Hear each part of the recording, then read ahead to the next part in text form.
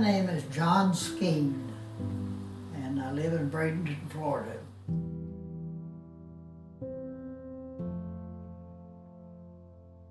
And I served with the 70th Division in World War II.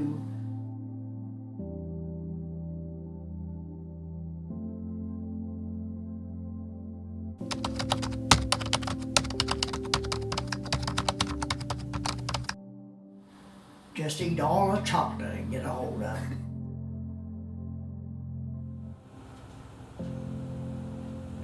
Thoughts, I see his face.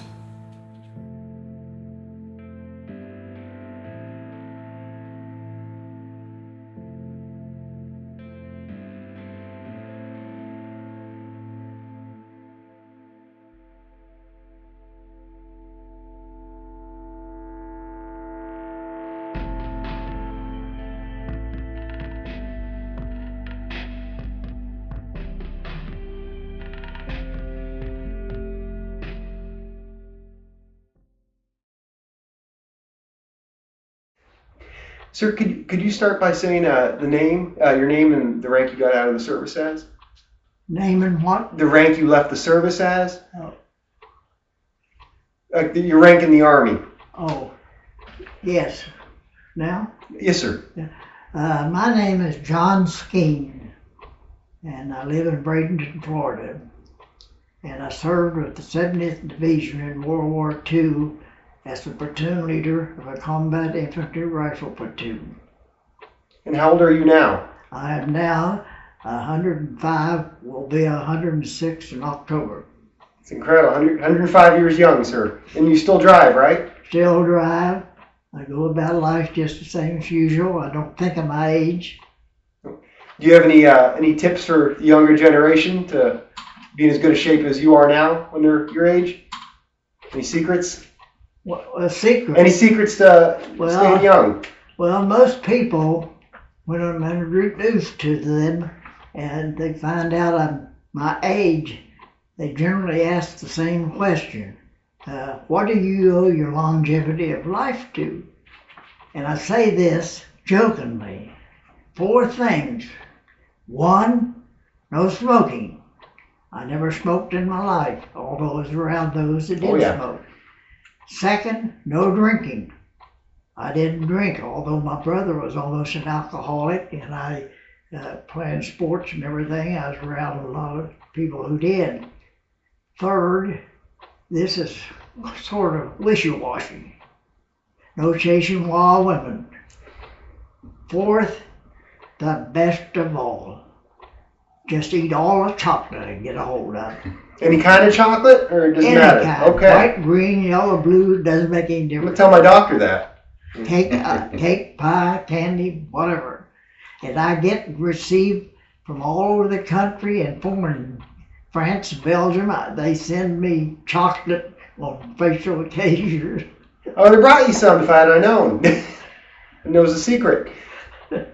Sir, so were you born in what? You would have been born in 1919? I was born in Charleston, West Virginia, during the Depression.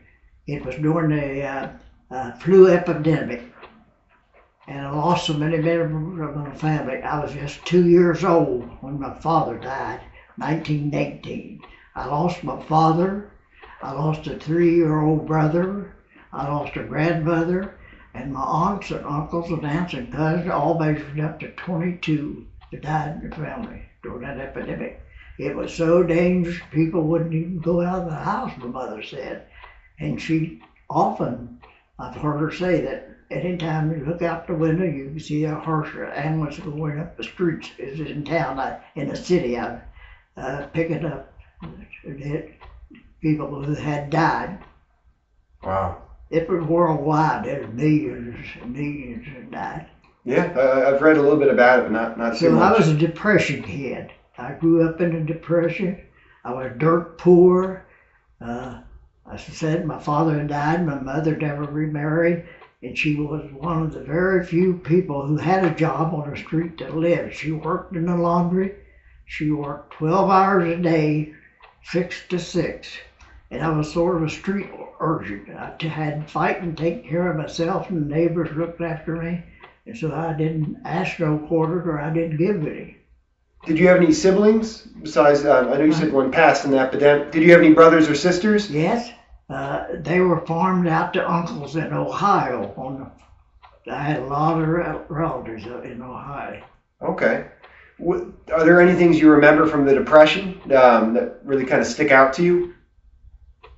Oh, I guess there's so many I wouldn't know where to start or finish. Like I said, I pretty much had to take care of myself, and I remember, just for instance, we didn't have a whole lot to eat. They had poor man's gravy, as they called it, flour and water. And Sunday was a big day. We'd have chicken. My mother would go down off the hill to the farmer's market and buy live chicken, bring it home. I can remember this very plain. Bring it home, hang it on the clothesline, snap its head off, and we'd have chicken for dinner on Sunday. Occasionally we'd have some liver, but that was a meat that was prominent to most of the people back. So my grandmother, she grew up in the Depression. She said they used to put markings on homes, like the hobo markings. Yeah. Do you remember that at all? Well, I don't remember that, but I know that they had to make out a little grocery list and lay it outside the door, and someone would come by and pick it up, and they'd bring it and set the groceries, whatever it was, at the door. She had a lot of little tips. They would like unscrew light bulbs that they weren't using, or they would put a brick in the toilet to reduce the water. Do you remember any? Did you guys have tricks like that? Did you have tricks to save money during the Depression? Anything you did like cut cost? No. Oh. No. She had all these little tricks she used to do. Yeah. What was school like during the Depression? Well, I was in a little 2-room schoolhouse in my first, second, third grade, but as I progressed along, I remember in junior high school, which was about a mile away from where I lived, at noontime, I would take off running. I'd run all the way home and get a peanut butter sandwich or jelly sandwich, run back at noontime.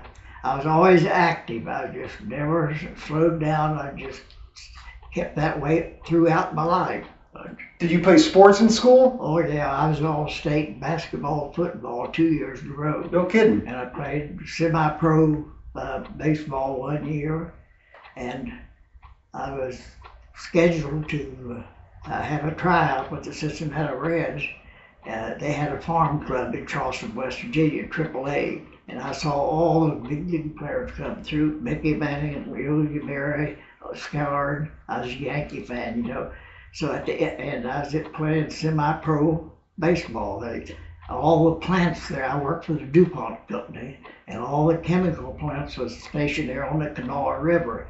They were there primarily for the purpose because they had cheap transportation. They shipped most of them was raw products, and they'd ship them out with barges to the Ohio, and then across the river on the other side was a coal field, cheap energy. And so DuPont, Carbide, Westvaco, Monsanto, Pure Oil, you name, they were all lined up, and they had a baseball league, and they hired some professionals who had already played, picked up others along the line, and I was playing, and I made all-state, like I say, and some of the scouts occasionally would watch some of those games.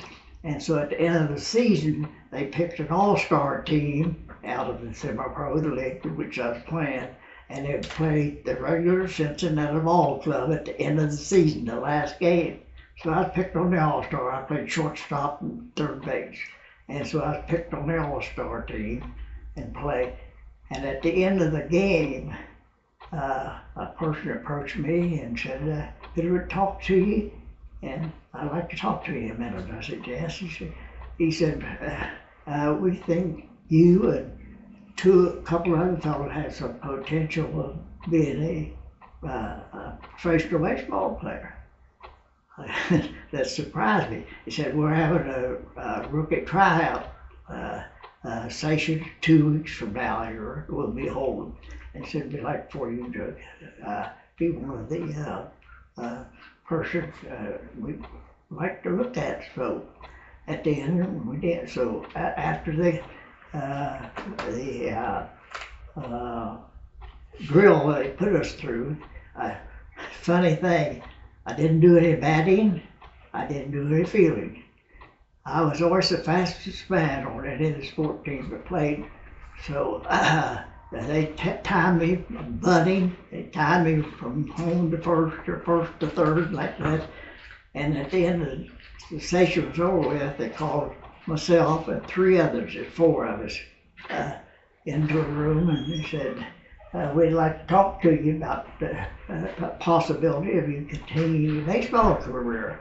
And said, we'd like to, and someone brought up the subject, well, I said, you know, we can teach a fellow to hit, and we can teach a fellow to bat. But I said, all of you, why you're here is because you got something we can't teach, and that's speed, and that's what we're looking for.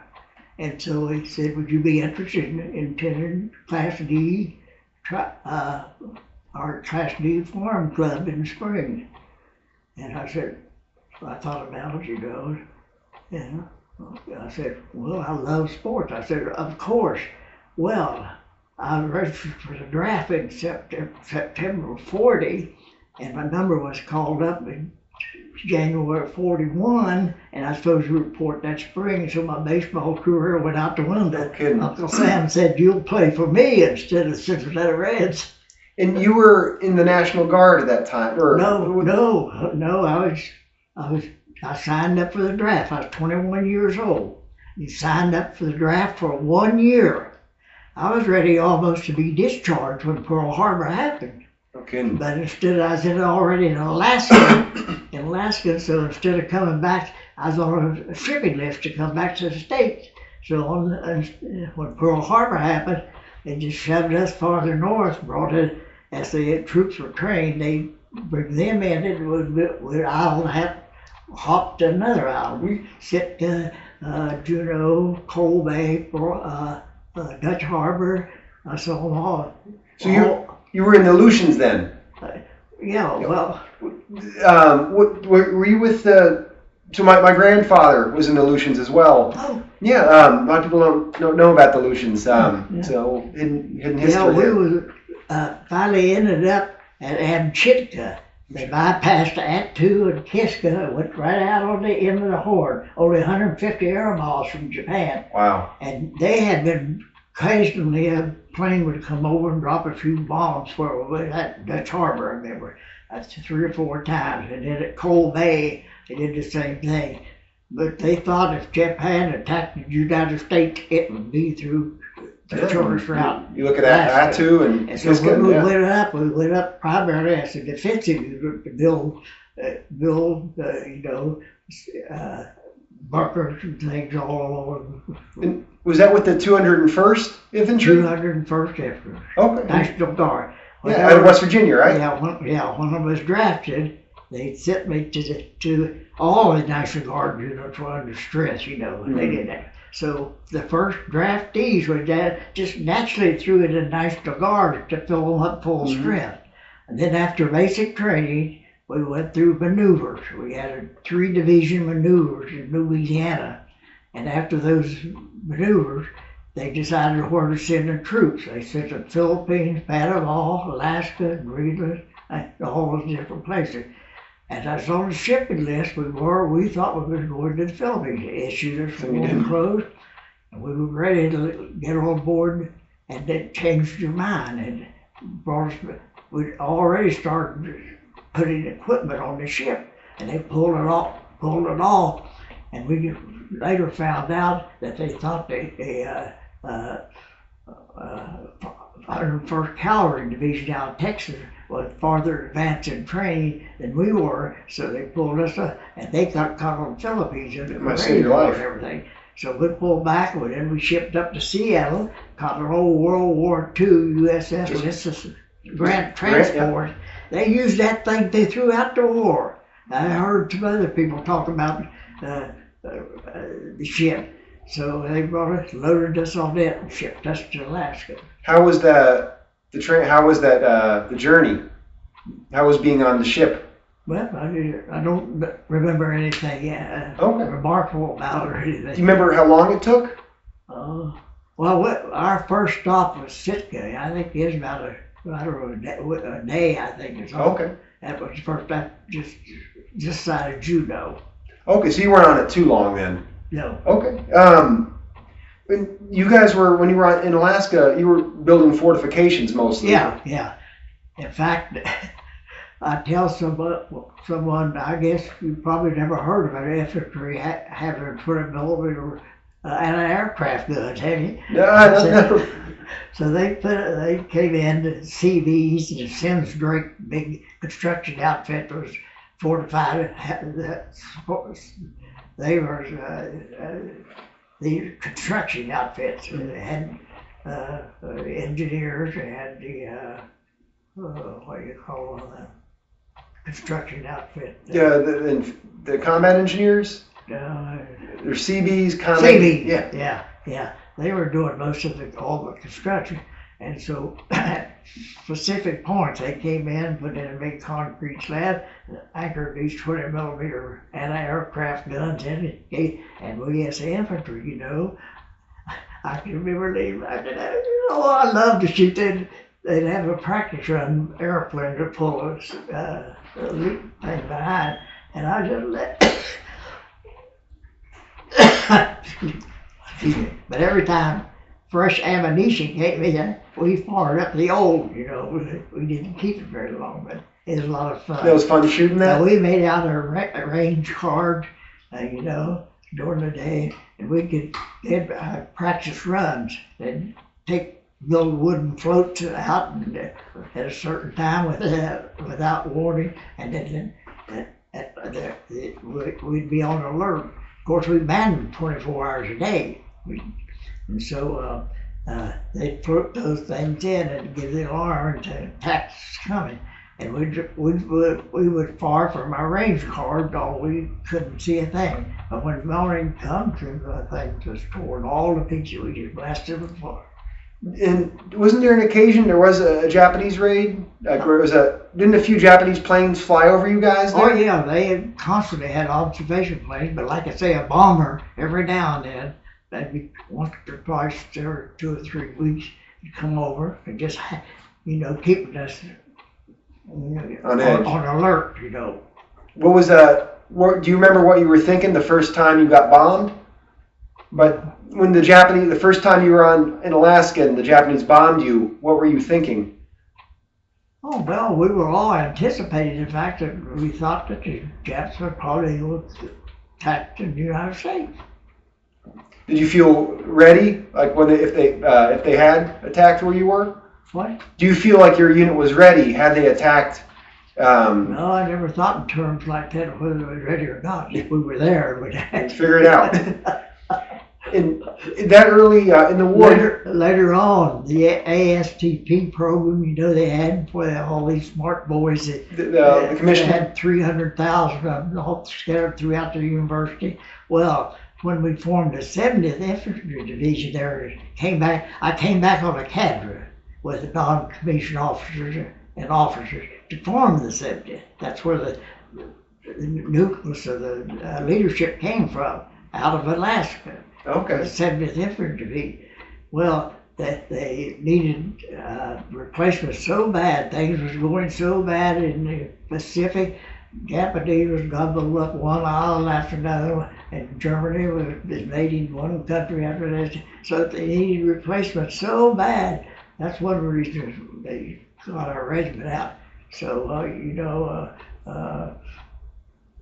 I lost my train of thought for just a minute. When you were in Alaska, did you have the old gear where they had the World War I helmet and the old rifles, or did you have more modern equipment? No, we had the M1 rifle. Okay, even in Alaska? And basic training, when I first went in, we used wooden makeup markers, everything. So we were armed with the M1 rifle. So when they took you from Alaska, did you go to the camp in Oregon? We came to Campanera, Oregon, and I was telling him about the ASTP program, the Army Special Training Program. I had to have a high IQ to get in it. They were looking for the future, how they was going to use them. I don't know, I never get heard. We often wondered. But anyway, things got so bad, they canceled the program, and most of the newcomers of the bunch came to the 70th Infantry Division. And someone remarked, said, we may not, when we go into action, we may not be the best training outfit, but we'll surely be the smartest. That counts for something. So, how long were you at Camp Adair in Oregon? Well, that's the Army, the division itself was there, I think, about a total of a year, because they kept bringing people. They pulled us out, so you had 6 months, 275th, and we shipped on the Queen Elizabeth just as a regiment. So you didn't go down to Fort Leonard Wood then? Huh? Did you go to Fort Leonard Wood with your regiment? Yeah. Okay. Yeah, I went to Fort Leonard Wood. What was the training like there? Well, there was no training. Oh. We were just there just about a week. Oh, the only training we got on aboard a ship. And they teaching us how to use the nets to get down into the boats, you know. And an old Navy man said, after his old first time on loudspeaker, he said, well, a big curse, and said, you're just too slow, too damn slow. You got to get off and you get down those nets. I remember him saying something like, we had to go back a second time and go through the procedure, and it taught us, you know, to use the vertical plunge and we lost a captain unloading 276, lost a captain going down, broke his leg at Marseille. Did he get cut between the ship and the two ships? You step on the helm, you turn loose and you fall. Yeah. So well, I know a lot of guys who get caught between the boats as well. But we had to weave our weave. I had to anchor about 3 miles out. We couldn't get in. There was no way to land any ships. The whole French Navy was sunk. The Germans sunk every boat they could find. We had to go down the nets, and so whenever we went into the regular dock, there's no obviously. Only thing when we landed, we received the Germans had left a delaying force. They had dropped back into the mountains behind Marseille, where all the set up the big defense and everything, guns and mortars and so forth. But when we landed, it was just a short ride. We just had a few skirmishes going through the streets in town that evening. Well, just to backtrack a little bit, sir, you said you were on the Queen Elizabeth going over? Yeah. Did you leave out of Baltimore or like the Northeast? No, I left out Fort Hall Standish. Okay. There. I came back. No, we did. I didn't go over on the Queen. I went over on the USS. Anyway, it was the last. It was. Was it like a Liberty ship? No, it wasn't. I came back on the Queen Elizabeth. I was one of the High Point men, one of the first to come back. I came back on the Queen Elizabeth into Fort Dix. How was the journey crossing the Atlantic? It was like when you were going out? Somewhat a little rough going over. We had security and but coming back, I came back on the Queen Elizabeth, and it could outrace the German submarines and didn't need to require security, air or anything. And you know how many men was on that ship? How many?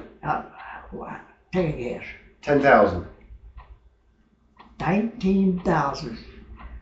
What happened, half the men would be in the below deck, amongst the other half would be above it. That 5 or 6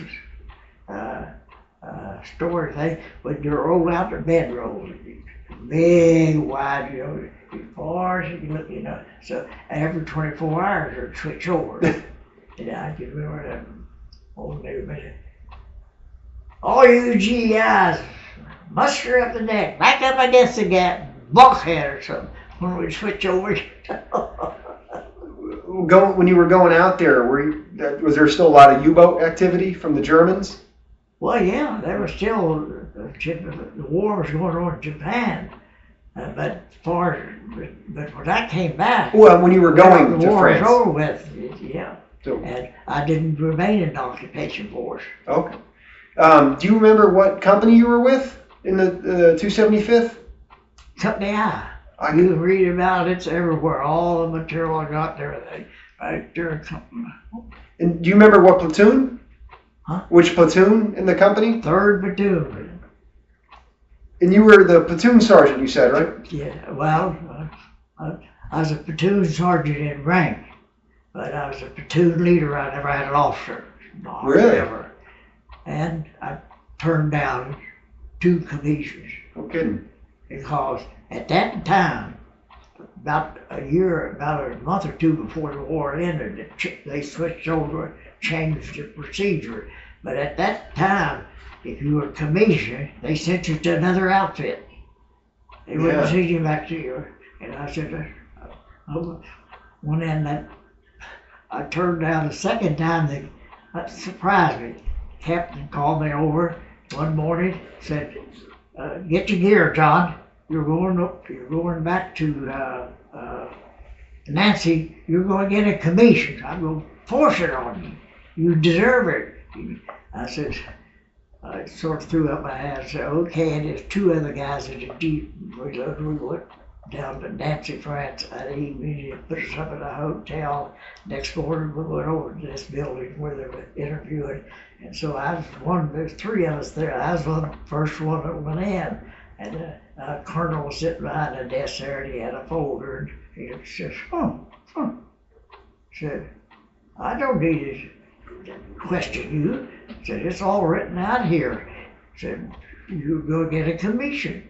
And I said, "Well, that's what you tell me." But he said, and decided, he said, "You'll be sent to the 274th, Company B, 274th. I said, "What?" And he said, "Yes, you come."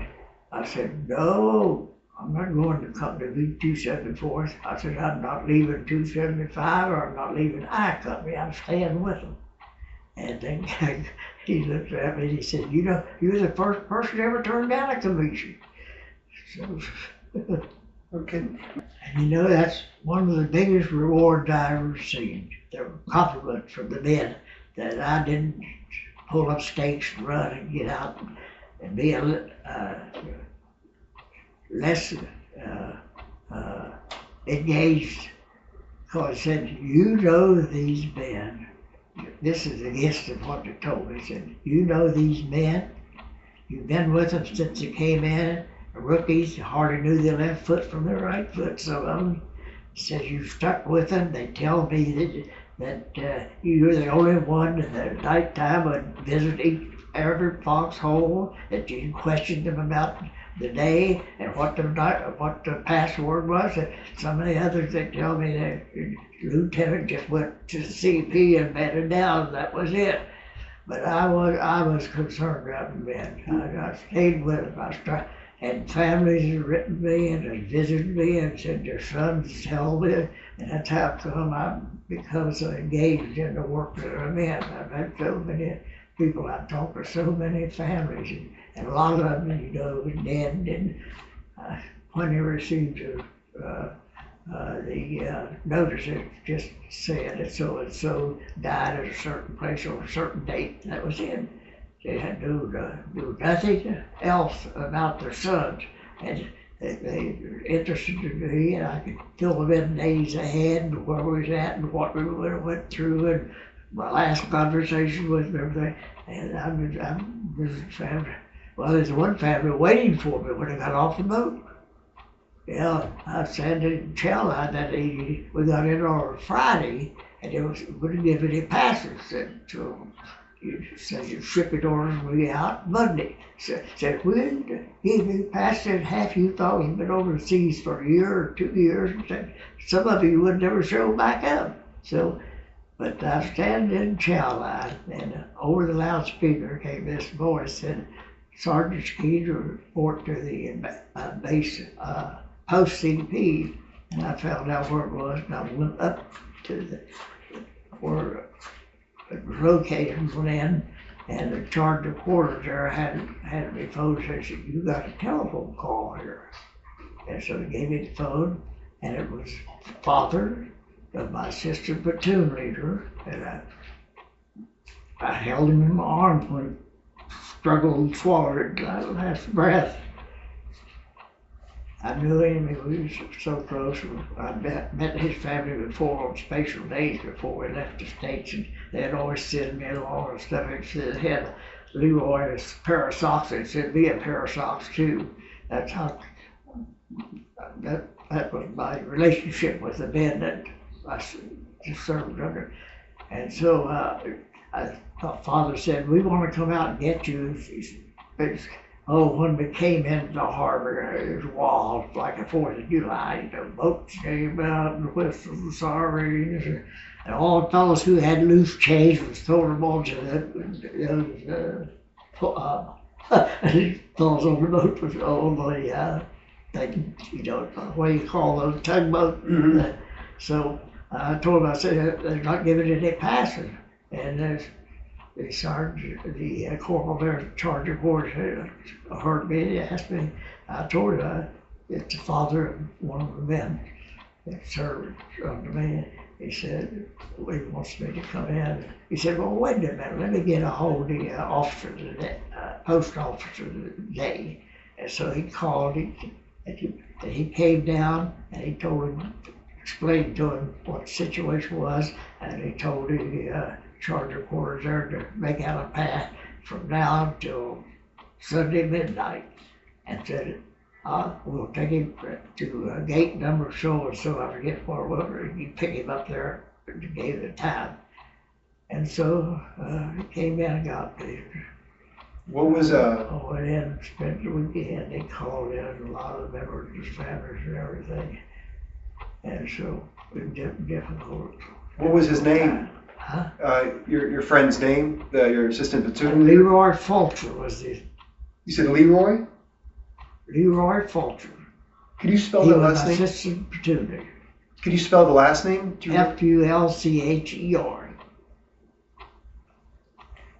Thank you.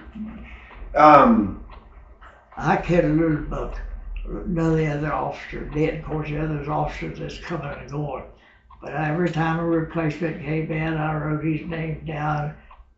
I tried to find out as much as I could where his family was, where he lived. But I lost it. I lost my duffel bag. They stole it off the dock. I lost everything in it that I had. It had a lot of souvenirs and things, But that's another story. And I lost 12 rolls of cat. I had a French woman, well, it was in January, I guess it was. The snow was so deep there in the mountains of Alsace-Lorraine, nothing was moving. We had 6 or 7, 8 foot of snow, no vehicles to move. Clouds is down to almost reach up and touching, no overcast air force there. Coldest winter in the book that there was written, when the odds were even, 1-on-1. We gained a few yards, maybe 3 or 4, every 3 or 4 days, and then they'd push us back, we'd push them back. This was the best mountain troops Germany had. They had fought in Norway and Russia. There was 6 SS Mountain Division. I could tell you a lot about them. Probably sharing foxholes with them. Huh? Probably alternating foxholes. They're taking your foxhole, you take theirs. No, not foxhole. No, but anyway, I was telling you how it's the coldest winter in 50 years. Nothing was moving. And so we were just bedded down, and every other day or every third day, a platoon would go back into some town to stay overnight and everything, And we sometimes get some victuals that we Army didn't furnish. The house that I commandeered for my CP, everybody was in basements. All the tops were blowing out, and roofs off, and winds blowing, blasted out, and concrete all around the streets, rubbles. But everybody lived in the basement. And so the house that I took over, anyhow, they had a big feather tipped mattress on the bed upstairs, and my one of my squad leaders was, oh no, it's my runner was bugging out with me. We said, well, I'm not going out. I don't care if we sleep in worse conditions is. I'm going to sleep on this big feather tipped mattress. I just slept up and way down there. But anyway, the woman, I had a good relationship with the cook. I kept him from being written up in the States. He was that late, and that's another story too. And so we had a good relationship. Anything I needed or wanted to hear, I just give him to him, the Jeep driver, and he kept them for me. So the last time I went back to this house, I told the lady, I said, we'll be leaving the next morning. We're going to move out. And she told her daughter, well, her husband and her son had been taken back in 1940, and they hadn't heard from them since. So supposedly they were dead. This was 45, January 45. So she said something to the little girl that was about 10, 12 years old, I think. Anyway, she came back and had this brand new box. And in it was like a camera, brand new camera, 24 rolls of film. When the Germans was coming in, these people, they'd go into these shops and everything, grab what they could and everything they thought was worthwhile, but bury them or hide them. So that they'd hid that in the wall. So she gave me that. And like I say, I took about half of them, up about half of them, and I lost them in a duffel bag. No kidding. We're taking. The runner that went and got the mattress, what was his name? Do you remember your runner?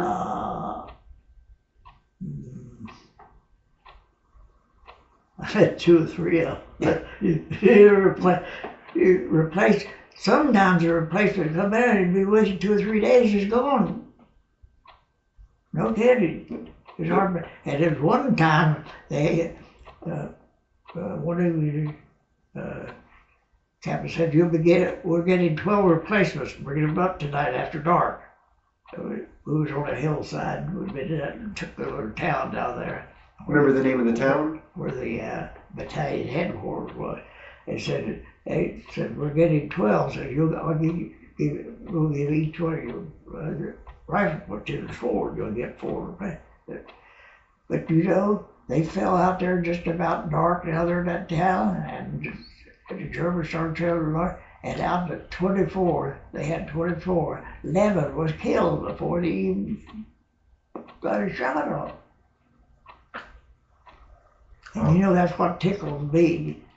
We were taught from the very beginning, if you was more than 2 and 3, that was a crowd in the infantry. You stayed separated. But of course, this couldn't avoid this because they bring them together, bring them up on the hill where we were. John Neal's asking, do you remember the name of the town that you're talking about? Were you on the hill when the replacements were coming in? I believe that Titler. Titler, Esther, Titler.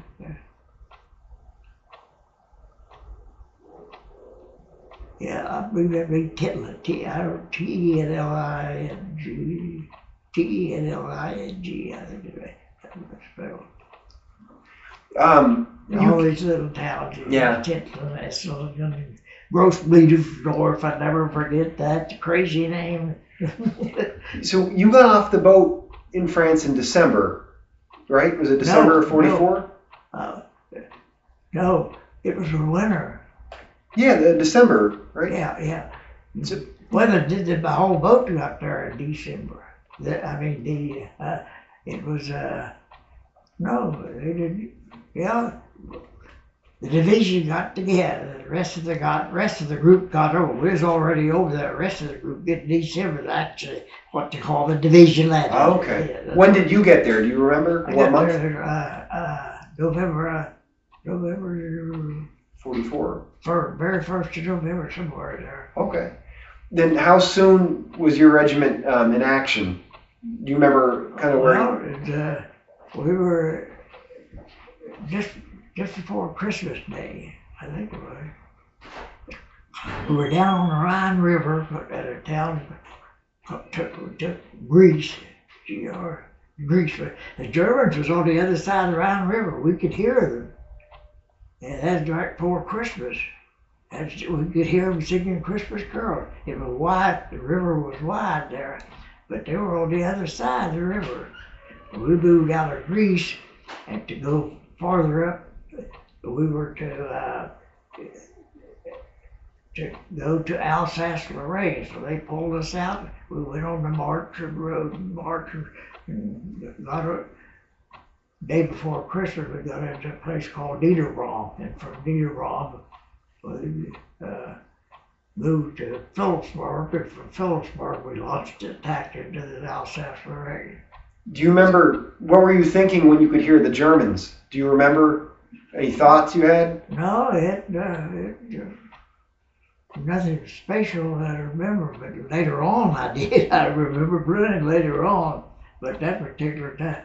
The good singers? But before I forget, see, we've had some of them that we fought against, the 6th SS Mountain Nord Division, 6th SS Mountain Nord NORD Division. That's who we were fighting against there in the mountain. They were the special cold weather outfit, the best that German Hitler had.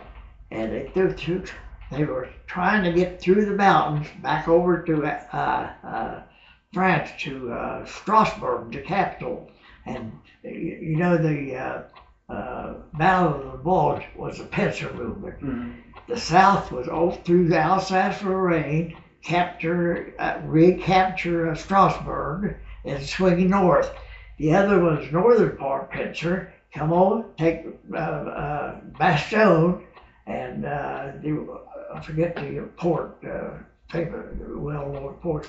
And then they'd swing south and to trap the 7th Army. That was their intention, that beginning of the Battle of the Bulge. So it covered several miles, 125 miles, I think. The Ardennes campaign, that's what it was called, Battle of Ardennes. And so, but we fought these SS troops. Anyway, this, I don't know whether I'm getting ahead of myself or not, but we went back and forth.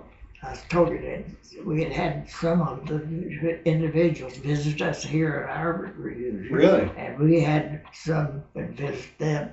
But when they heard we was coming in a date, they arranged the 6th whole division arranged their reunion same time, and they wanted us to be their guests. So we were down on the Rhine River there at the hotel, and they came down and picked up 3 buses. There's 100 and some of us, but these were all soldiers. That was the 50th anniversary of World War II. The 50th anniversary of World War II. They came down in buses, picked us up, 3 buses, took us back up into the Alps in this huge chalet. And they told us when we got off the bus to line up in a single file, which we did.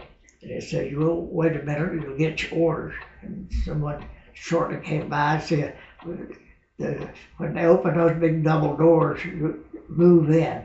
And so the door opened, we moved forward, and it had 3, it's like an auditorium, a basketball court that big. It had 3 rows of tables and chairs.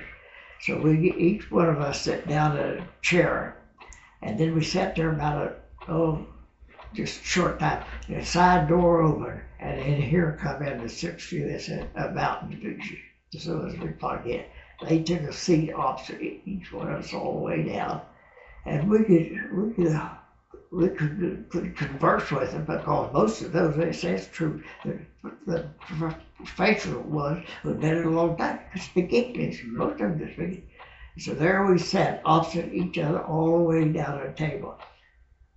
After the banquet, the speaker who took the podium found out later he was a colonel of one of the outfits we fought against there in the mountains. And he took the podium and he stood there, and his 3 rows of us told you, he looked down, and then look, and then look, and then go. I didn't think he's ever going to speak, but finally he did. And this is the gist of what he said. I've always remembered it. I'll never forget it. He said, gentlemen, said, who would have ever thought, who would have ever dreamed that such a thing could happen? Said 50 years ago, we were there in the mountains of Alsace-Lorraine, nearly froze to death, both sides hungry, dirty, filthy, no food, no fires. It said, we were trying to kill one another, and now here we sit together today, breaking bread. How did that feel for you? Well, you know, it's emotional it was, you know. I believe it. Were you hesitant to go to that reunion? Huh? Were you hesitant to go there? Were you afraid, not afraid, but were you worried about going to meet them? Oh, no, because we'd met some of the individuals. We had our website. We had talked to them through the website. And we had our chat room on Saturday night, which we could talk to them. Occasionally we would. And I talked to a lot of French people and so forth. They had a lot of the French towns that we liberated and everything. We have a contact association with them yet. See, we're live. We're an organization that's just live. We're That's active good. right now. Do you, when you got to the Rhine River, or was it, you said the Rhine, correct? Mm-hmm. Did you have winter clothing or no? No, not just ordinary cold weather. So did the green winter, jacket, you know where the winter clothes was? the rear probably. Down the dock, backed up. And you'd think that would have priority, but they had such those big cargo, what do you call them? The victory ships? The big, trailers. Yeah, well, the trucks? The deuce and a half? Huh? The deuce and a half truck? No, the comes in on boats in the cargo. What do you call The it? cargo container or the net? Yeah, they found out when the war ended, they found several cargo filled with cold weather outfits, which we did. But what did they get? They found one carload full of Kunzman. No kidding. And they learned later they shipped typewriters and non-essential stuff. They came and they set that aside. We never would really issue what you might call cold weather. Do you remember what kind of boots you had? Oh yeah, a shoe pack. Shoe We pack? had the combat boots and the shoe pack. That's where we got in trouble. Combat boots was good for just but to march any distance or anything. Of course, we had these in Alaska, which the other troops didn't have either. We had clothing for that type of weather up there. But the other units that came in and made the landing on that too, and Kiska came in with fur, heavy coats and everything, had to take about half of them back off. Ice and water and everything just froze. But we had, at that time, we who had been up there that long had shoe packs. They were rubber bottom and leather top. But we got in trouble in this one place when we were so. We had taken this town called Phillipsburg, foothills of the mountains of Alsace-Lorraine, and from there we were to launch an attack to go push the Germans back out of the mountains to keep them from coming forward. So I was in a critique the night before, and they told us we'd leave about 7 o'clock in the evening, and normally it'd be about a 3-hour march, but just the cold, frozen heat and everything all took almost twice that much. They told us, and when we moved out, they told us we dropped our bags, we all trucks would go pick them up and put them to it. We changed our combat boots into shoe packs. You hit the road. And no, we took off our the shoe packs and shoe packs, I forget it. Anyway, we hit the road to hit the mountain, and my platoon was the lead platoon when we started off, and on the first break, it's customary, so the lead platoon dropped aside. When you start out again, the rest of the company fall through, and the lead platoon would fall in the back end. Well, we just moved out just a short distance, not too long. We'd been about 10, 15 minutes. Then all of a sudden, this was New Year's evening, first New Year's evening, and the Germans, we were to relieve this outfit at a town called Bitche, Bitche, which was ahead of the mountain. They'd been the 49th Division been up there, and they'd been pushed back and forth, and they'd been up there several days, and we were to relieve them. But what happened when we was moving on the road, the Germans bypassed Bitche, caught us on the road and ambushed. Daylight just like in the summertime, snow covered everywhere, and everything broke, all hell broke loose. Machine guns started rattling, mortar shells started dropping in. Well, you can imagine how riddled we were. We lost 21 men there. Out of your company? Yeah, in our company. And of course, there's no cover or anything. They tried to get cover, but anyway, the road was covered with snow. Then to the left of the road was a little draw with a stream that ran down it, and on the other side of it was a railroad track. Well, I got orders to fall back, and I was on the end. So later some guys said, "Who's that crazy starter standing on the hood of that Jeep hollering for you to drop back?" Somebody, and anyway, we immediately, after 3 or 4 had came back, we decided to drop back farther because the troops, the individuals said, got word, the whole guy said everybody's killed. So they were rattling all kinds of things. So I said, okay, let's drop back. Well, we dropped back, I don't know, probably 400 or 500 yards to set up, and I said, the reason why we stopped, there was a bridge that crossed where we were, crossed this stream, crossed the railroad track to the railroad track. And so it's a steel bridge with one of them things that goes up overhead and down. So I got the men in my platoon. I got 2 machine gunners. The hill was sloped. I put the machine gunners up there. We had a rifleman, a bazooka man, and all the others down here, just short of the bridge. And so sure enough, I looked up a short time later, and here come down the railroad, looked like maybe more than a platoon of Germans in these long white coats. They were coming down.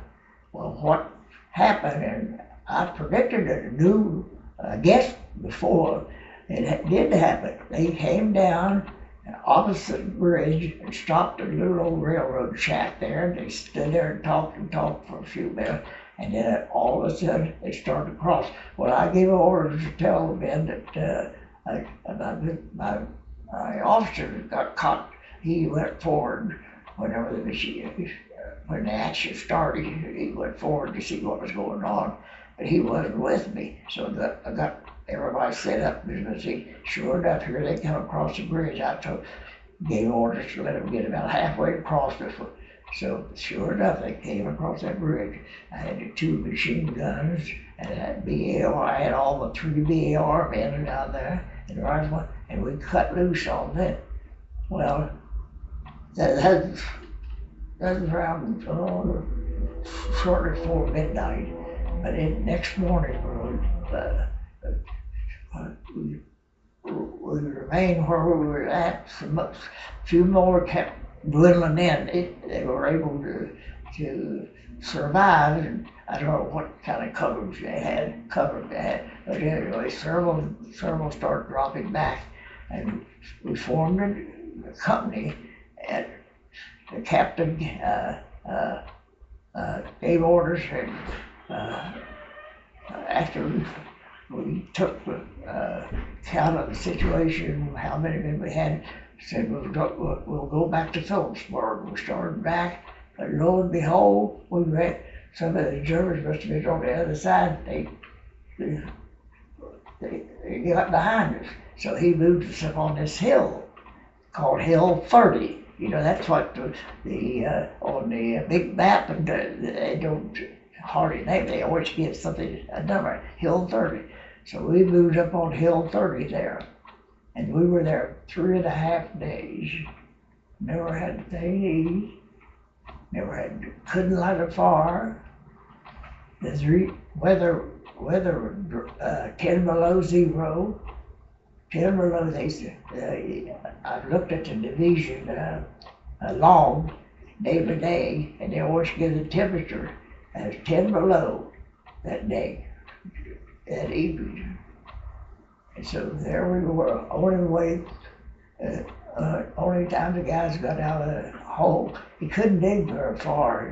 He just practically. But we did get artillery. The Germans knew where we were. We got artillery. We got 3 or 4 was killed, and I think about that many maybe were wounded from artillery.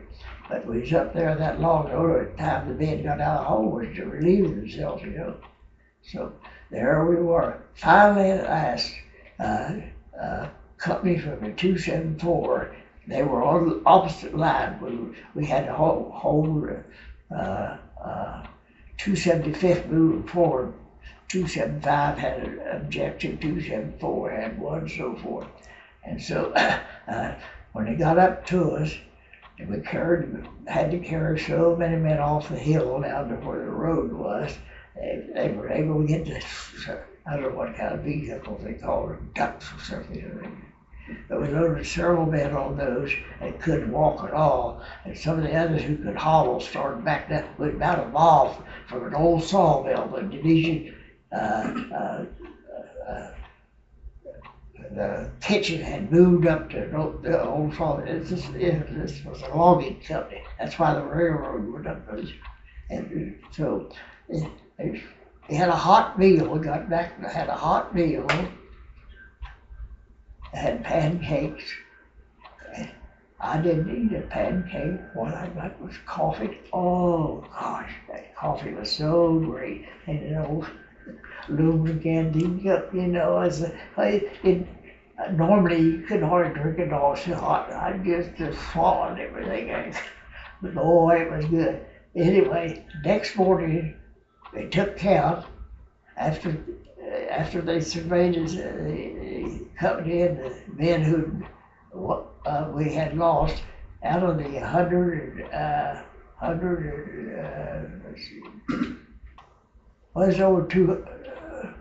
Well, anyway, when they took total cost and they loaded the men up with frozen feet and everything in the trucks and took them out, there's only 30 men and 3 officers left. From the entire company? And an I company, a whole company. Those killed, look at the daily, I have a morning report. I got a hold of the morning report. It says, people say, how do you get a hold of that? I don't tell nobody. When we were at the unions and everything, and I mentioned, hey guys, this is a morning report. How'd you get a morning report? Well, that's another story too. Anyway, after they took count, they had 30 men and 3 officers left. Well, you know what? After they took all of them, they marched straight back down the slope, across that creek, back up another hill, into the woods, and filled us in with another company who was short-changed too. But after you talking about morale. No morale left. What company did they fill you in with? Do you remember? No, oh yeah, 274. They Okay. they ran into trouble too. All of us were short-handed, you know, and they we attacked along the whole line, 274, 275. So, and I remember the engineers came up, some, and let's see, how many men did they get? I had 15. I had most of my men, but the other two platoons was pretty well riddled. But anyway, engineers came up and strung some wire, and put out some mines down that slope on the other side.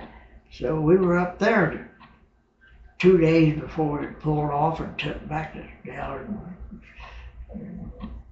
So, at some point, I don't even remember what it was now, the name of it. So was that your first time in combat? That experience on New Year's? No, when we left Niederbraun, we got shelled while we was on the road on our way up to Phillipsburg, the town at the foot of the hill, to go into the mountains. Do you remember how you felt when that happened? How you reacted? Well, I just knew. I just took it in, and that's what we were there for. There's no. I went where they told to go, and I did what they told me to do, and that was it. Hey, you didn't question them. And were you a sergeant or a staff sergeant this time? I was platoon sergeant, Okay. tech sergeant. Okay. Yeah. Then how soon from there to New Year's? How long of a gap was that? When your first action? That's New Year's Day. At evening, we got ambushed on the road. But that was that the biggest engagement you had been in at that time? Huh? Was that the biggest action you saw up until that point? No, not up to that point. Yes, Yeah, sir. that was, yeah, yeah. Did We you had another town lost that many men on one day. do you remember? 19 men we lost. I remember a town called Lixing. Lixing. The action on New Year's, did you lose any from your platoon?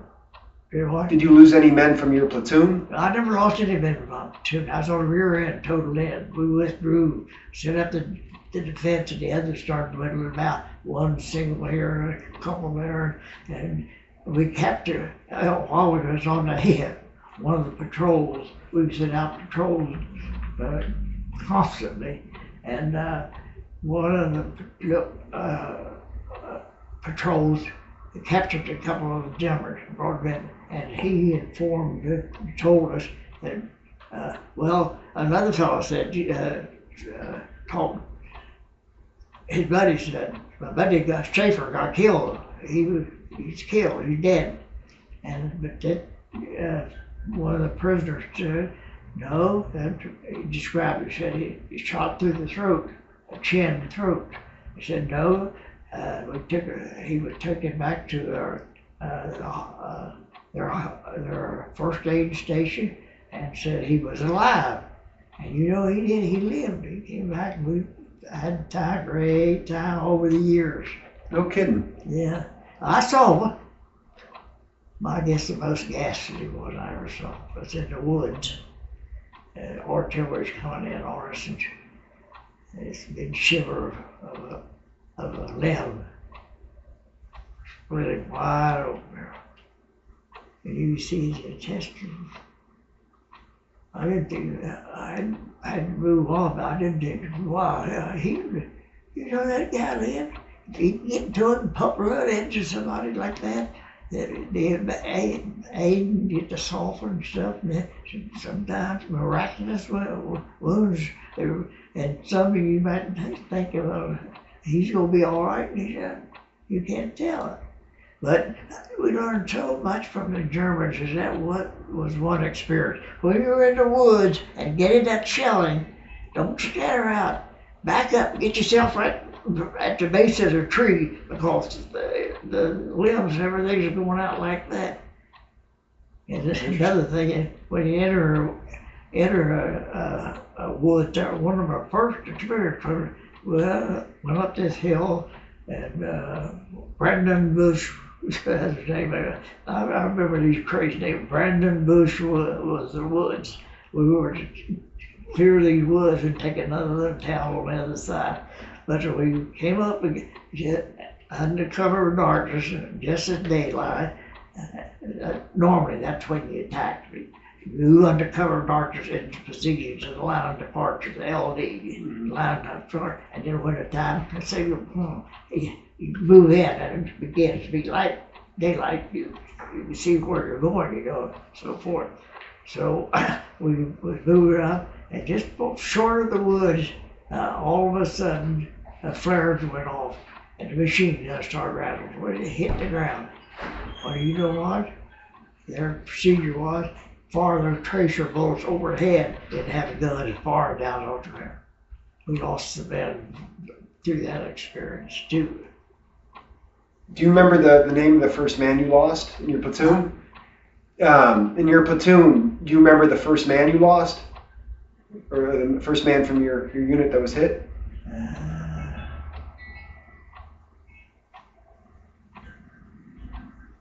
Yeah, I think it, yeah.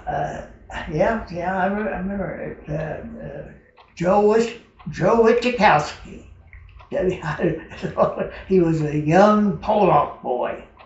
He was from Minneapolis and 18 years old, 6'2". When my platoon would line up, I would always see him. He was a head above everything and training through all of it.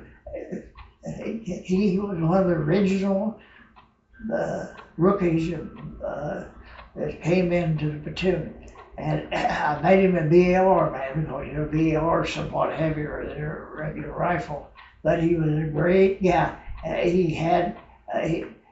He said he was a volunteer. He wasn't drafted. He said, on the street I lived, I had 3 other boys that they all had gone in. Said, I felt awful. Said, so when the 70th, it just so happened the 70th Division was being formed, and he volunteered, and he came in, and he was a football player, and he had a scholarship to enter the University of Minnesota that fall in September, and he was a great guy, and we joked. I called him a dumb Pollock, and he'd say, I'd rather be a dumb Pollock than an old West Virginia hillbilly.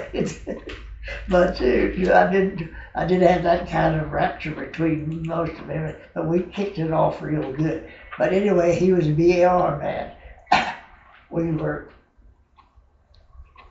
moved out again when I departed, circled around the hillside to enter this little town. That's Lixie. That's what it's called. And we just got into the woods on a short piece. And no, this was later on. But just we got in position. And we were waiting for the signal to signal to.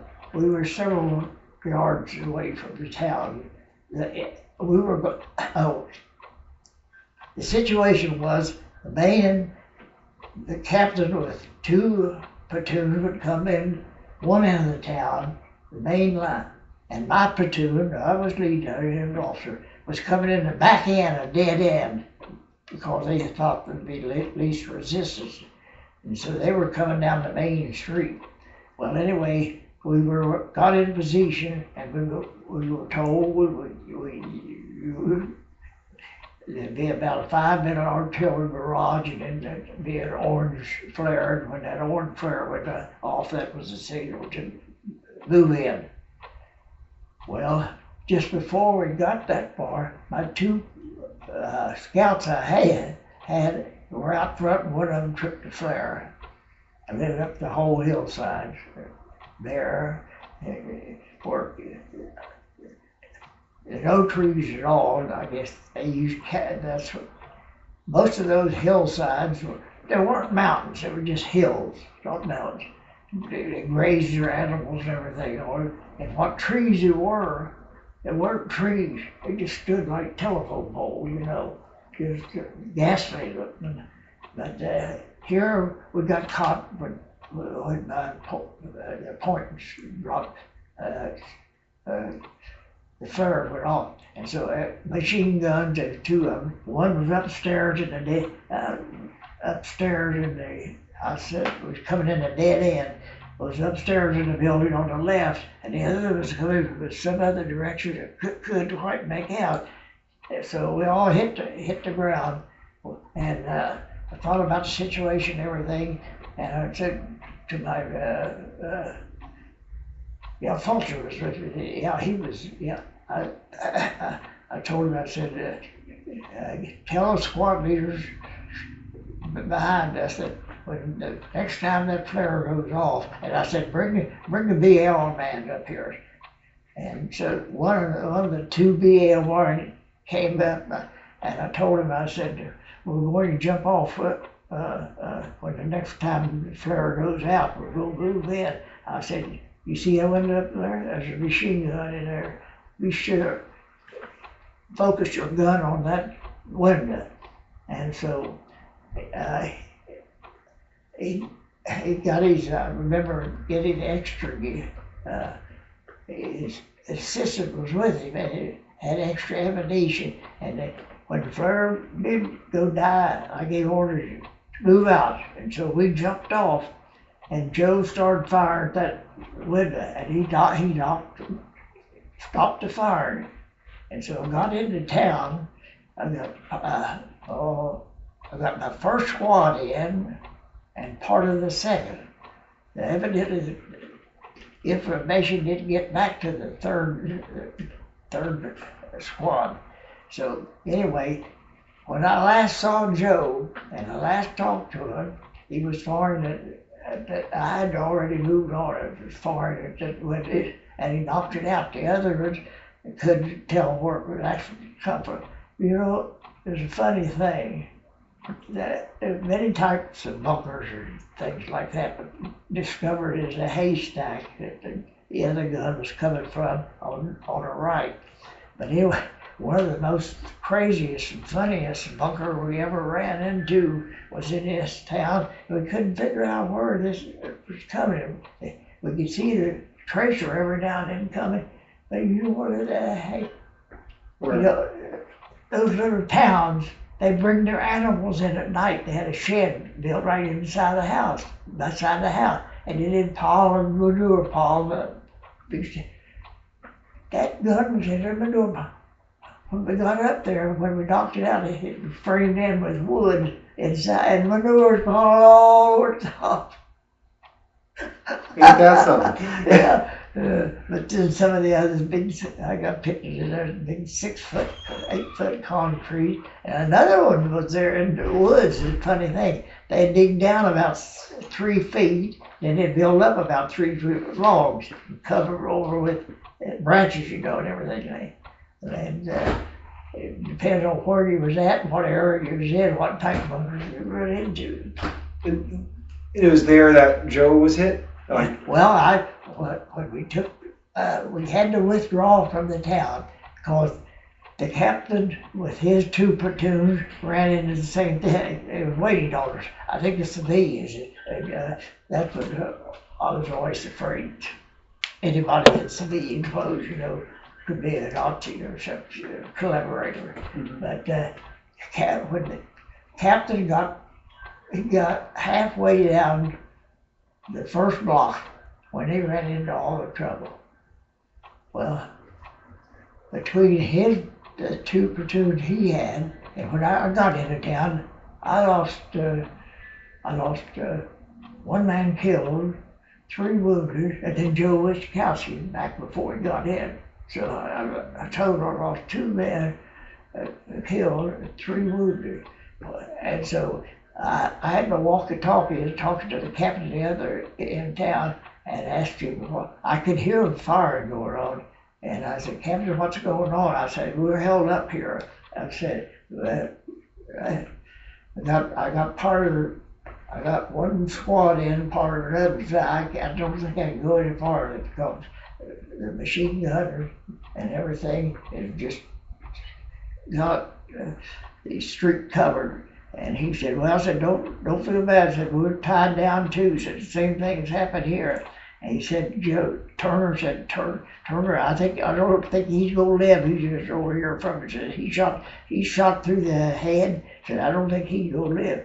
I said, well, what orders do you have? He said, well, just stay where you're at, Sergeant, and wait till dark comes. Get out, pick up.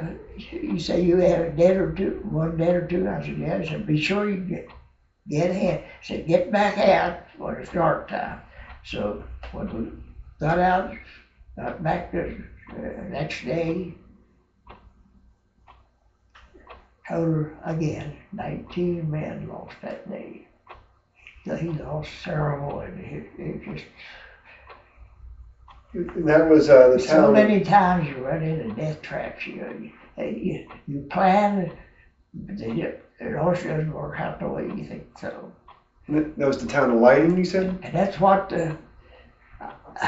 when we were getting ready to go overseas and move down to Fort Leonard Wood for what they call a POM, preparation for overseas movers, final stages that they went through. You know, I don't know what you call it, but anyway, big shots come in Missouri, and you go through these exercises. Well, on a particular day, our company was in charge of the rifle range. I was a non-commissioned. You have one non-commissioned officer and one officer. So we were there on the rifle range firing, and here come these 2 or 3 jeeps and a command car and something else pulled out up to the side, and out stepped General Marshall. And they talked a little bit with the captain there, and then he came over to introduce me to. And General Marshall, I said, sir, I said, how are the men doing? He said something like that. I said, good. I'd like to see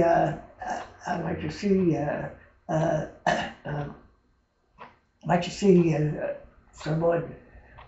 Oh, I forget how to put it. We were firing at 200-yard range, and I said, okay. And I called the fella. I knew he was a good shooter.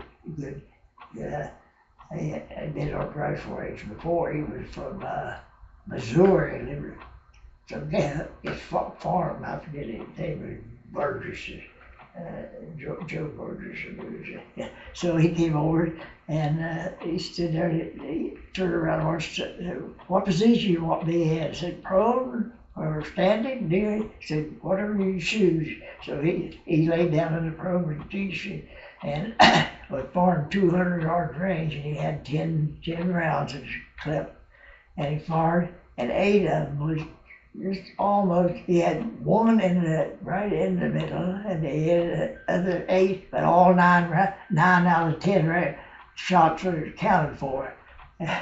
General Marshall said, boy, that's good shooting. He said, if your company can shoot like that, like this man can, he said, the war won't last long. Something like that. But that evening, we got orders for all the platoon sergeants in the division to report to the NCO headquarters. So we went down to this auditorium-like thing, went in, and it sat down, and a little bit in came General Marshall. And instead of taking the platform, he had a fold-up chair, and he brought it up and sit down there right in front of the aisle. And General Marshall was a West Point graduate, as you know. He was a platoon leader of a rifle platoon. That was his first assignment in World War I. So he knew what it was like to be in combat. And so he said, the reason I've called you fellas here, he said, you're going to, when we go into combat, you're going to be the one that plays a key role. And he went on to say, he said, you know these men, you slept with them 24 hours a day. You know their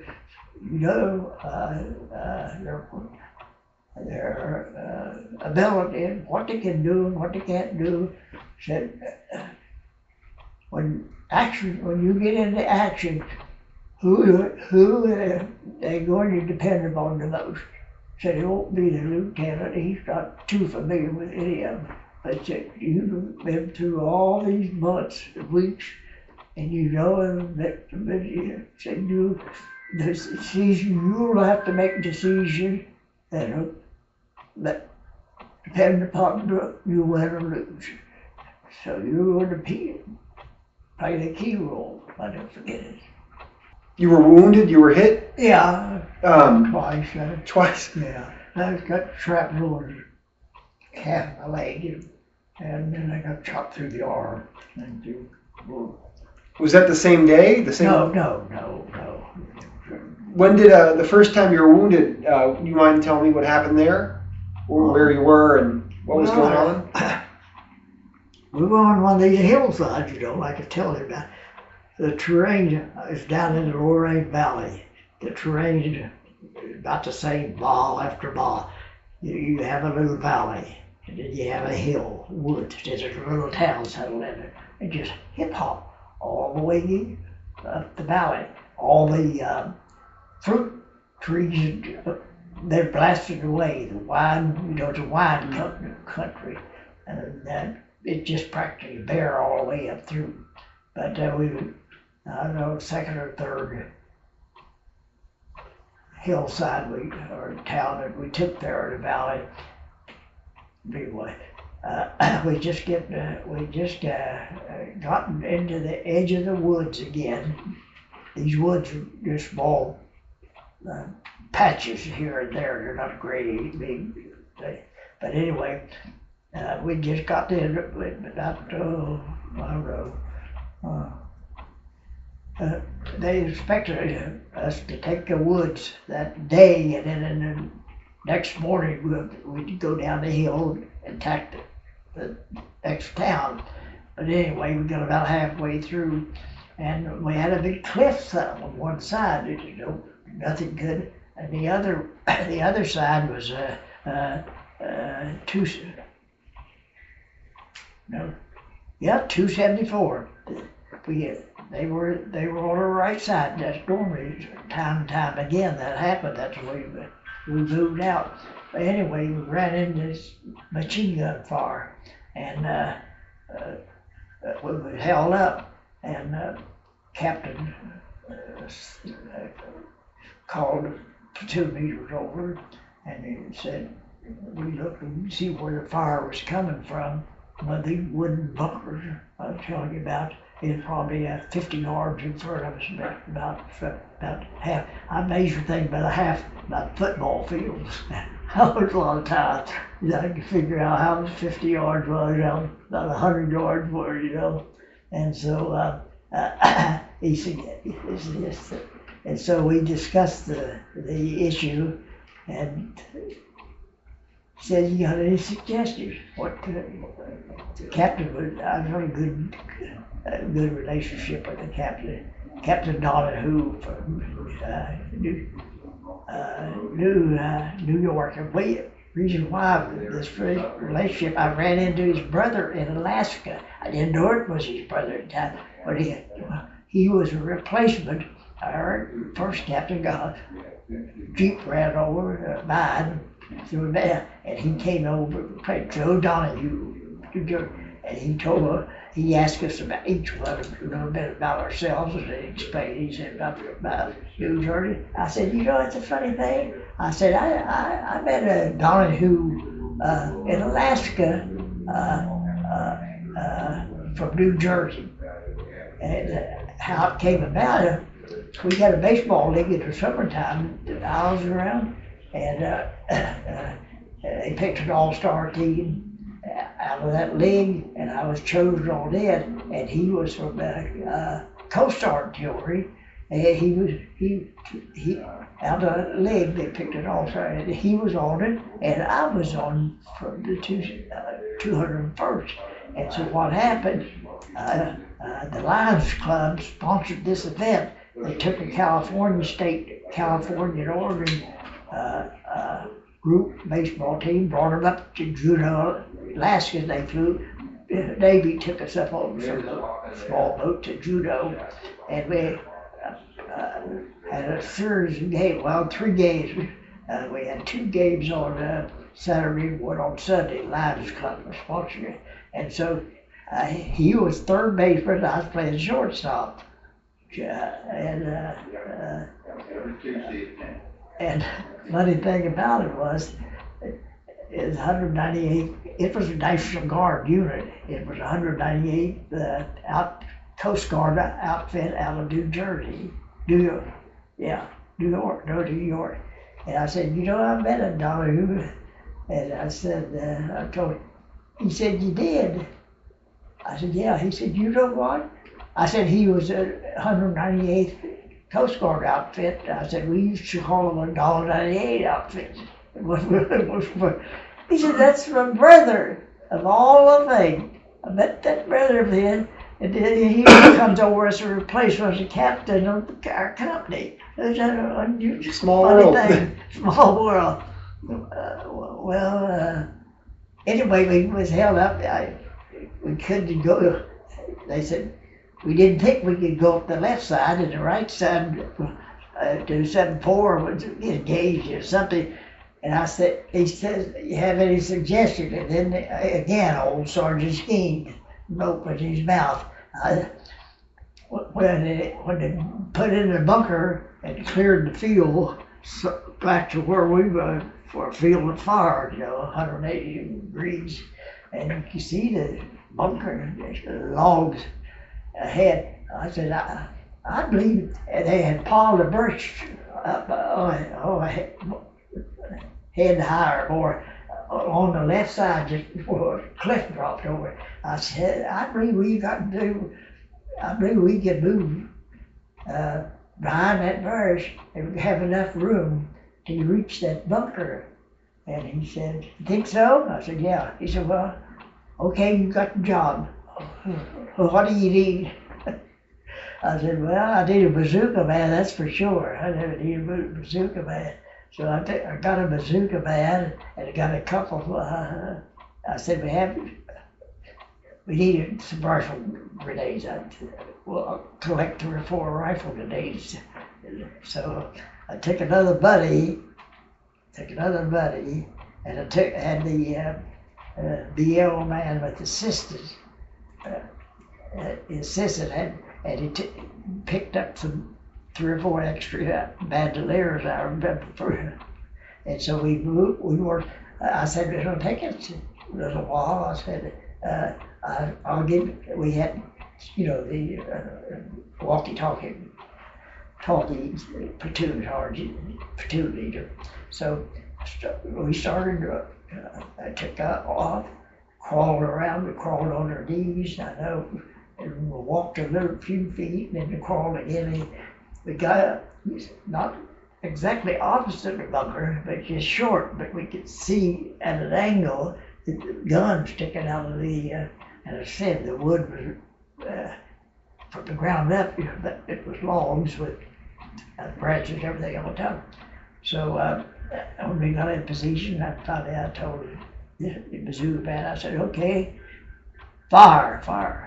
And he only had 3 bazooka shells. He fired the first one and missed it completely. So, but the second one he fired, he hit it point blank. It was just like a smoke screen. That stuff flew in the air, the dust and dirt and branches and everything flew up there. And I told the other fellow that was with me, he was a squad leader, third squad. And I said, okay, let's go. And so we started rush towards the bunker. Well, I got hit. But, I really didn't know at the time. I shot through that I was hit. Because it was pretty cold weather. It wasn't 0 or anything. But we had gloves on, I remember. I felt the warm blood in the excitement you get wrapped up in, you know, so forth. But that I'd already had the shrapnel wound, and then I got that, but that was the 2 wounds I got. What happened after the bunker? Was it neutralized, the bunker? Oh yeah, we moved right on. Next day we moved down, took the town, and this was another. I have to explain to you. It's so easy. There's so many replications over and over, and somewhat similar. And this bunker we took, knocked out. When we reached the point to see who was it with me. I was trying to figure out the other fellow who was with me. But anyway, we charged this bunker. We moved in on this bunker, and I'm trying to think of his name now. I can't think of it. But anyway, we hit the bunker with a rifle grenade. There's 2 or 3 fellows. But we got one from each platoon, I remember, and brought them up and got them in position. And they started firing all of a sudden, and I and this other fellow with me, I said, "Okay, let's go." I charged the bunker, and out of the back of the bunker, the guns stopped, and out of the back of the bunker ran these 3 soldiers. They had on the long winter coats. Well, one was face down, hit him. The other one was hit the second one. He was sitting there rubbing his knee, got hit in the knee. We was about 50 yards again, I'd say, when we took off toward the bunker. And he was sitting there moaning and groaning when we got up there to it. But anyway, the third one had got into the woods. But when we got up to where these 2 were, and somebody, Sergeant told the guy, "Shut up." I forget what he told him. Son of a bitch, shut up. You're lucky I don't shoot to kill you. I already went through that system. But anyway, the one man down, I took my rifle, stopped with a girl, and flipped open. There's a woman. She had lost a whole winter coat on. And, but like I told you, we took the woods and took the little town on the other side the next morning. And we told the burgomaster what had happened, that they killed a woman up there.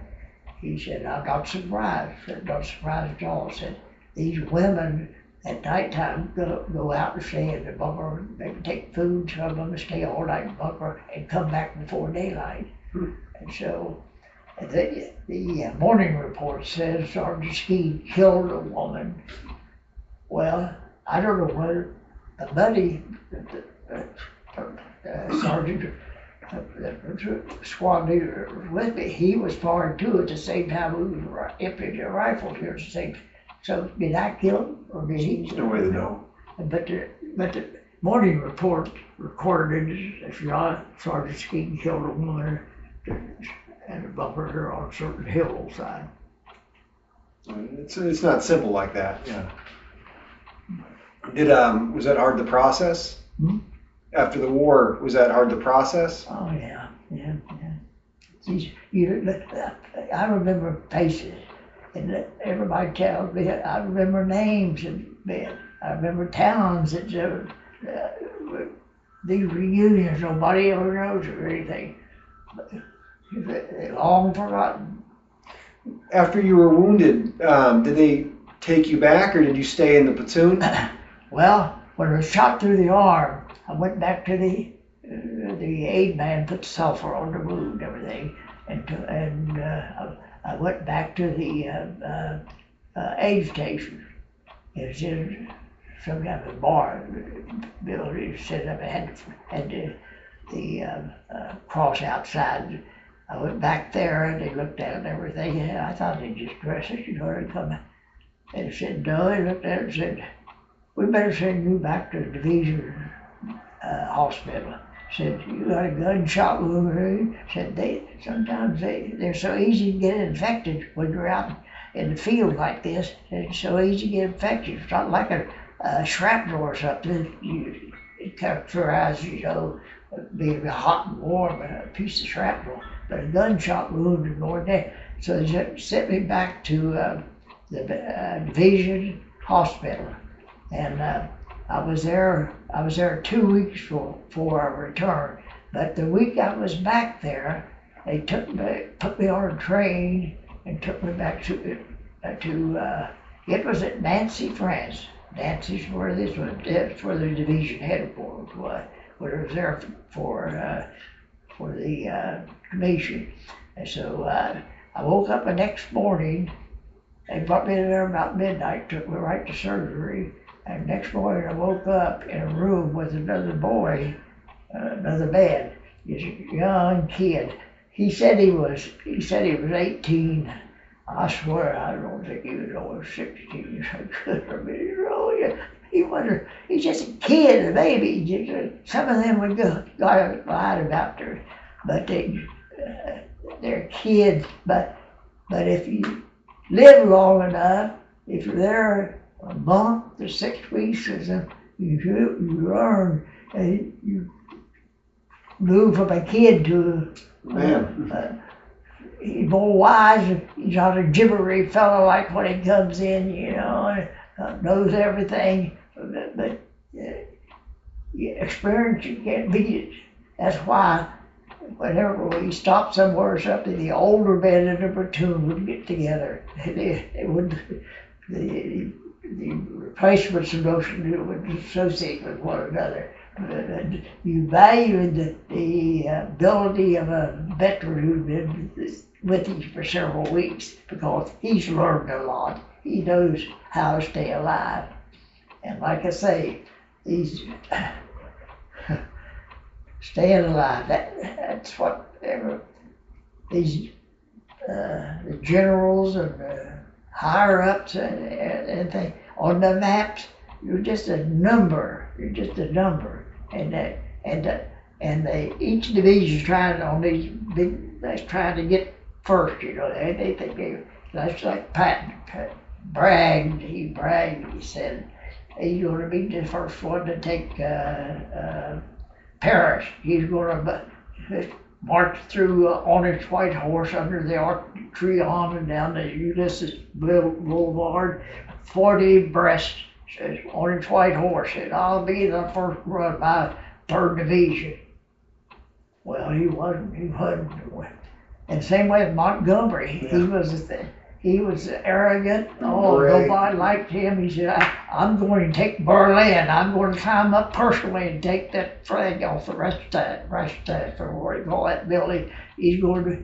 That's how those guys stopped. But what about man out there laying on the line? In the foxhole, yeah. What's he thinking about? Getting home. Just like I told you, he's thinking about trying to stay alive. When he moves out, it either kill or be killed. He knows that possibility. That's it. Oh, you never know what it's like that unless you was. I can't imagine. I tell you, nobody can realize how you go days and days without a hot meals if you're successful and you they think you know our division. Can you give me that white case? I'm so sorry that the camera battery died. Yeah. Thank you so much. I'm sorry. Continue, sir. Please continue. Go ahead. Please. Well, like I say, out there day after day after day, dirty, filthy, always hungry, cold. these young kids, like I say, they come in there, they begin to grow a little fuzz on their chin after stay a while. If you meet one of them after they've been there 6 weeks, maybe or 8 weeks, the change in their appearance. They talk about faces, how you remember faces, and you see one of these combat infantry. Now I say combat infantry riflemen. You know how few they were compared to a whole array of. There was 16 million in uniform. 16 million. Out of that 16 million, I've repeated this to other people. Only half of them ever went overseas. And out of that half that went overseas, about half was ever in a combat zone. And you could be in a combat zone, be 20 miles away from the main line. You'd be back where division headquarters is. They say that's a combat zone. But when you move up to the front line, and they say less than 5% is combat infantry riflemen. I'm not talking about artillery, the transportation, all these other. In the line company. They're behind you, or the Air Force, they're up ahead. But when they lost so many, but when the day was over with, and if they were alive and came back, they had a hot meal. They had somewhere to sleep. But a poor old combat infantry rifleman, his bed is where he stops at night. It could be in a ditch or in a culvert or a blown out barn or building or something. That's life of one. And you have to be one to know what it's like. Do you have any advice you would give to modern platoon sergeants, platoon leaders in the infantry? Well, not all I could say is just, I said before, obey orders, do what they tell you to do, and go where they tell you to go. You have really no other choice if you. What about those in charge of the men? What advice would you give them? How to take care of their men under their charge? To who? The men in their command. What would you tell modern platoon sergeants, platoon commanders? Know your men. Know what's capable of doing. Who you trust for a specific issue. That's great. Thank you. I didn't have too many. I think I've had maybe 3 or 4 that I talked to the company commander about, and we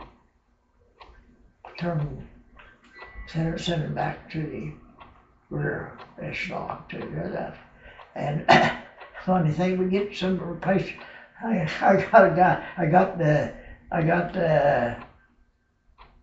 I got 8 replacements. 2 of them was from the ground crew of the Air Force. They using vehicles loaded with bombs. And they was going to get people from everywhere, every outfit, transportation, artillery, and bring them up. But no training at all. I said, it got that bad at one point. It really did. And you question whether we go into war or not, And sometimes it goes that way. But this girl, I can remember Thompson. I talked about Thompson's son that you got. What was your name? His name was Thomas Thompson, and he said about a week after one evening, it started around Foxhole. After you take it down or hill or anything, you've got to prepare for a counterattack. It often happens, And that was one of my primary business, to see that they in a position, and like I say, knew the password and everything. If they had any questions and knew what we were going to do the next day or anything, I'd always give it to them. I'd let them know. I didn't cover it up or chop anything. I gave it to them just face to face in reality. And I say, well, this is going to be a tough one. we're gonna be lucky to come out alive or something like that, after I go through a critique, find out what the situation is. But,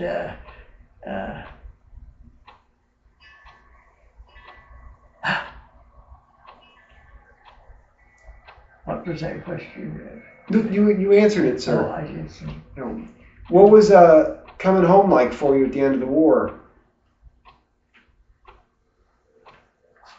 I didn't think he was ever gonna get home. I was the highest point man in the regiment. You had to have 85 points to get out. I had 125.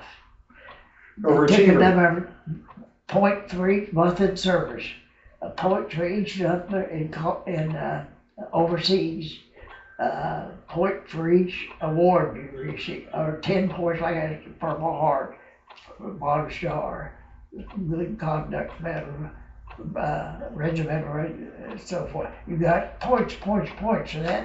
So you had to have 85 to get out, and I had 125. I passed point by the regiment. Of course, I was one of the first draftees for that. But anyway, they pulled, when the war ended, they started concentrating on Japan. Pulled, it took a high point men out, and those was left behind, they started forming new units and everything to prepare. In fact, we had some men that was already loaded on the ship. I had pulled out of the harbor when Japan capitulated. That's how close it was. Wow. But those that were left stayed as occupation duty. But I was one of the first ones back. And they pulled me out of the company, and like the rest of the guys, put us together and sent us to a camp at Lahore. They all were named after cigarettes. I don't know why they did that. Camels, Chesterfields. So, do you remember? They had one. Do you remember? Oh, you would remember. Wings. That was a cigarette. Wings. Did you ever hear that? Not my time. Everybody was hoping they would get wings and get 3 of those cigarettes in a K-Rash, Somebody did the blast of wings. They wanted Chesterfield Camel or the old brand name, But anyway, they sent us to these camps just outside of the Lahore, up on the cliff, and you look down and see the Lahore, like a building, not a building, just roads to the dock, and it had been blasted door. And so we were supposed to catch a Queen Elizabeth home. Well, the Queen Elizabeth came, but they decided to not let it come across this channel. There was some doubts on some people whether all the mines had been cleared or not. So it went into dry dock at Southampton in England. And so we caught the LSTs and took us over to it was the British West Point like ours. And they took us to these barracks. And so we were there 2 weeks before he get back on the ship again. And so I didn't think I'd ever go get home. Finally made it. What was it like when you finally got home? Well, I had 3 decisions I had to make. I had to decide whether I'd work for DuPont. I'd worked for DuPont 10 months before I was drafted. And at that time, the company or whoever you worked for had to hold a job for you. You had your job. If you could live and got back, you had the job waiting for you. Well, I had to decide whether to go back to DuPont or to start on the GI Bill of Rights. And I'd gotten married and debated this over with my wife, and she said, if she wasn't any help, said it's a decision you have to make. Well, finally I ended up, I said, well, I'm going back to DuPont. DuPont gave me credit for all the time I spent in the service. So I had 4 years and 8 months already.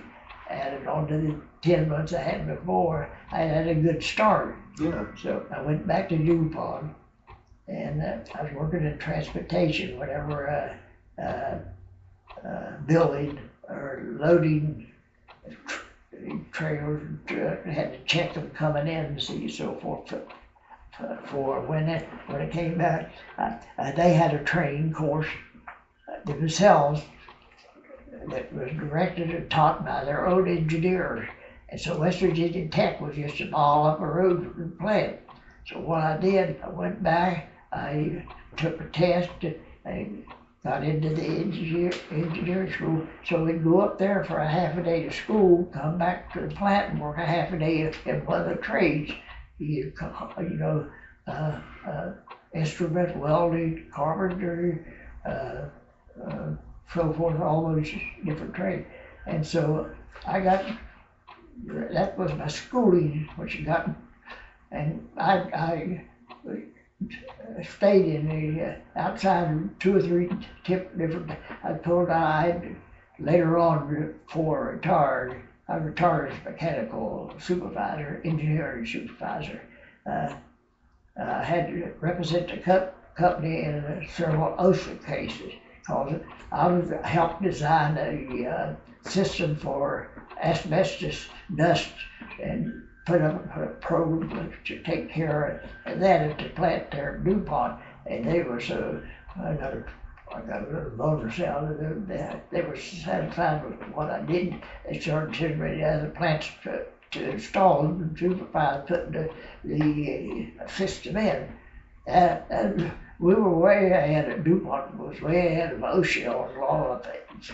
And then after the war was over with, after I'd gone back to DuPont and worked, that was in the latter part. I've been there, I guess, 30-some years. I had to represent the company in several cases in court where people filed for asbestosis, And so I had to start traveling. I didn't like that at all. I retired at 58 at full pension because I had 40 years in. I decided to get out just soon. So the best years of my life, my wife has said the same thing, it was her retirement. I didn't have a whole lot of money, but I had sufficient to take care of our minor chores. We traveled constantly all over the West, started out with a fold-up tipper, moved up to a motor coach finally. We took 2 cruises a year, one in the spring, one in the fall. And my daughter, who's a professor at Michigan State University, she said the best education I ever got was from my family where we went. Said, Dad, if you see a sign along the road saying something, pull over, let's go see what it is. And so we traveled all over the West. We had friends in California and Arizona and so forth, and just we loved it. We had a great life. I wouldn't change it for anything. How did you end up in Florida? Well, like I tell you, I was in cold weather in Alaska, and I was colder in Alaska, really, sometimes than it was in Europe. Wasn't that the old school? I mean, I was colder in Europe a lot of times than it was colder in Alaska. I had a severe winter. Everybody talks about it, still talks about it. I see occasionally somebody mentions the fact. And I had all that cold weather, and I'd laugh and jokingly, I'd tell these fellows around me, we'd get talking about retire. I said, when I retire, I've had enough of this cold weather. When I retire, get back I'm going to find the hottest place in the country and settle down. Bradenton, Florida. So, but we traveled a lot. We thought we was going to retire on the East Coast. We traveled Daytona a lot, and a lot of those went down. But a year before we retired, we got serious. I said, let's find a place where we could retire. So my wife and I, I had a niece And the visitors said, "Oh, well, did you ever try the West Coast?" I couldn't find exactly what I played golf. I excelled in golf. I had a handicap of 74, just 2 over par. I was a good golfer. I loved to fish. I just did a sport. I wound up. I've been over here watching these millionaires play exhibition about every day. I go over in the afternoon and I've been going 19, 20-year-old boy, 6 or 7, 8. They hit number 2 draft last year from Pittsburgh Pirates, got $7 million. The first pick was 10 million. Millions, this is not thousands. So I'm going to tell you this is millions. Can you imagine that? So anyway, I thought the guitar, but Bernice said, "Why don't you come over to the West Coast?" They lived in Clearwater. So we came over, we stayed a couple of days up there, and I had a lot of friends from DuPont. Heard had retired in Venice. So I said, well, I told my wife, let's go down the coast to Venice. Well, the interstate was, the Skyway Bridge hadn't been completed yet. Or it's in the process of being completed. Anyway, we crossed the bridge here coming into Bradenton, saw all that water and everything. And I said, let's stop here and see what this place is like. So I went over to the Chamber of Commerce and talked to people there. And we were